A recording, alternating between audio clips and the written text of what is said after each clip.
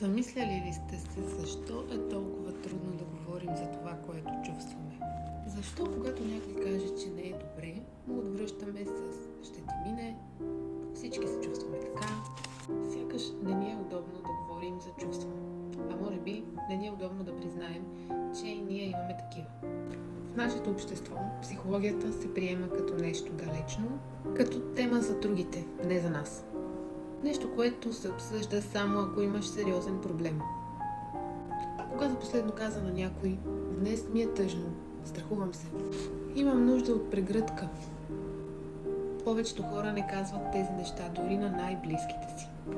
И не защото не искат, а защото не знаят как ще бъдат приети.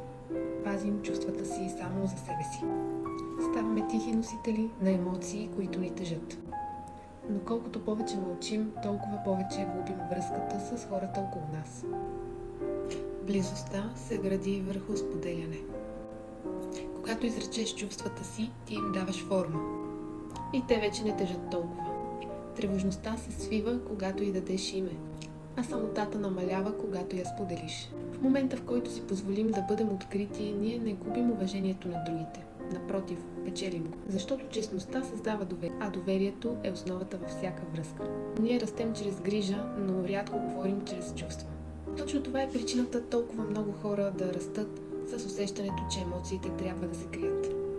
В едно здраво семейство не се говори само за пари, работа, планове. Говори се за това кой как се чувства, какво го тревожи, от какво има нужда. Колко често позволяваме на хората да говорят за страха си, за умората си, без да ги прекъсваме с това "нищо ти няма, ще ти мине". Ние трябва да се научим да говорим за трудните неща, не да ги избягваме и да се правим, че всичко е наред, когато не е. Понякога ще има сълзи, понякога ще има мълчание. Но важното е да има пространство, в което чувствата ще бъдат чути.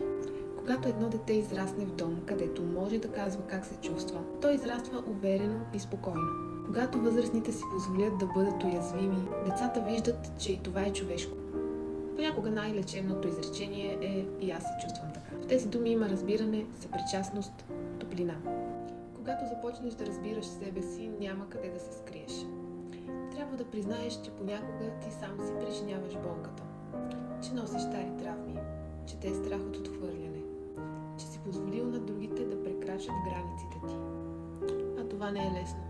И точно там започва израстването. Но представи си свят, в който всеки може да каже какво чувства, без да бъде осъждан. Където